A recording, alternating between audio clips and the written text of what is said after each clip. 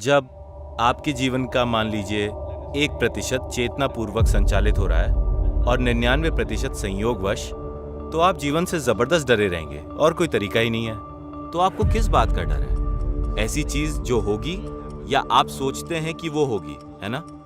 अगर आप इनके बारे में कुछ नहीं जानते तो आप संयोग से चलने वाले प्राणी हैं। आपका डरे रहना अच्छा है, वरना आप खुद को जबरदस्त नुकसान पहुंचा सकते हैं।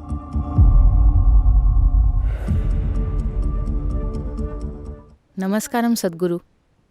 कई लोग कहते हैं कि विचार कर्म बनाते हैं और कभी कभी हमारे सबसे बड़े डर हमारे मन में दिन में बार बार आते रहते हैं। तो हम ऐसे विचारों को आने से कैसे रोकें और उन डरों को सच होने से कैसे रोकें और अनचाहे कर्मों को कैसे कम करें? देखिए, कर्मों से जुड़ी हर चीज का बहुत गलत अर्थ लगाया गया है और उसे पहले से लिखे हुए भाग्य की तरह दर्शाया गया है। कर्म का मतलब यह है, कर्म का अर्थ है काम। इस शब्द का अर्थ है काम। यहां बैठे बैठे आप में शारीरिक गतिविधियां चल रही हैं, मानसिक गतिविधियां चल रही हैं, भावनात्मक गतिविधियां चल रही हैं और ऊर्जा की गतिविधियां चल रही हैं। These four dimensions of karma are happening within you every moment of your life. आपके जीवन के हर पल में कर्म के ये 4 आयाम आपके भीतर हो रहे हैं, जागते हुए और सोते हुए भी ये हो रहे हैं। अब अगर मैं आपसे एक सवाल पूछूं कि आज सुबह जब आप जागे तब से अब तक कर्म के इन 4 आयामों में से कितना आपने पूरी चेतना में संचालित किया, आपके हिसाब से कितना होगा? कितने प्रतिशत? 1% से भी कम, मेरा यकीन कीजिए। ये 1% से भी काफी कम है। जब आपके जीवन का मान लीजिए 1% चेतनापूर्वक संचालित हो रहा है और 99% संयोगवश, तो आप जीवन से जबरदस्त डरे रहेंगे और कोई तरीका ही नहीं है। अगर आप कार चला रहे हैं और जैसे आप चला रहे हैं उसका 99% अनजाने में हो रहा हो, तो क्या आप डरेंगे या नहीं? So fear is a consequence. तो डर अपनी बुद्धि की प्रकृति को ना संभाल पाने का नतीजा है। देखिए, आप जीवन को इस तरह अनुभव कर रहे हैं। इसके 3 आयाम हैं। एक चीज है जिसे याददाश्त कहते हैं, जो आप में लगातार कुछ भरती रहती है। याददाश्त सिर्फ वही नहीं है जो आपको याद है। आपको याद नहीं कि 10 पीढ़ी पहले आपकी परदादी कैसी दिखती थी? क्या याद है? आपको याद नहीं है, लेकिन उनकी नाक आपके चेहरे पर लगी हुई है, हाँ या नहीं?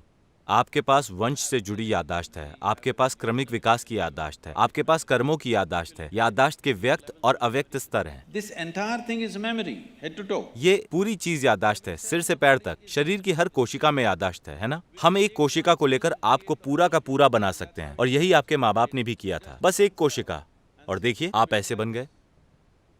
तो इसमें जबरदस्त मात्रा में याददाश्त है। ये याददाश्त कुछ चीजों को चलाती है, लेकिन वर्तमान का अनुभव भी एक चीज है। याददाश्त अतीत की है, लेकिन अनुभव वर्तमान में होता है। आपकी अनुभव करने की क्षमता। अगर आप कोई चीज अनुभव करना चाहते हैं तो आपको सचेतन और जागरूक होना होगा। सिर्फ तभी आप अनुभव कर पाएंगे। भविष्य कल्पना है। तो याददाश्त, अनुभव और कल्पना, इन 3 आयामों के बीच आप जीते हैं। याददाश्त को आप बदल नहीं सकते क्योंकि वो पहले से मौजूद है। वर्तमान आपको बदलने की जरूरत नहीं है क्योंकि वो भी अभी यहीं मौजूद है। तो आप सिर्फ कल्पना को ही बदल सकते हैं। तो आपको किस बात का डर है? ऐसी चीज जो होगी या आप सोचते हैं कि वो होगी, है ना? डर हमेशा ऐसी चीज के बारे में होता है जिसका अभी अस्तित्व नहीं है। यह हमेशा इस बारे में होता है कि क्या होगा। तो आप उस चीज से दुखी हैं जो है ही नहीं। अगर आप उससे दुखी हैं जिसका वजूद ही नहीं है, तो उसके लिए मनोरोग के शब्द मौजूद हैं। हेलो, आपको बस एक ही बात का आराम है कि सभी उसी हालत में है। पागल खाने में आमतौर पर ऐसा ही होता है। हर कोई उसी हालत में होता है, लेकिन अभी लोग इस हालत में हैं।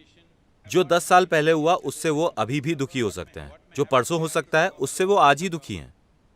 वो उन चीजों को लेकर दुखी हैं जो मौजूद ही नहीं है, सिर्फ इसलिए क्योंकि आपकी शिक्षा पद्धति में आप हर चीज के बारे में पढ़ते हैं सिवाय इसके कि इसे कैसे संभाला जाए। अगर आप इसे नहीं संभालना जानते तो इससे कोई फर्क नहीं पड़ता कि आपने कितनी फालतू जानकारी जमा कर ली है, वो आपको जीवन में ज्यादा काम नहीं आएगी।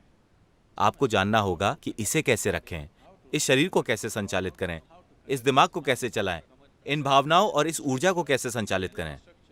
अगर आप इनके बारे में कुछ नहीं जानते तो आप संयोग से चलने वाले प्राणी हैं। आपका डरे रहना अच्छा है, वरना आप खुद को जबरदस्त नुकसान पहुंचा सकते हैं।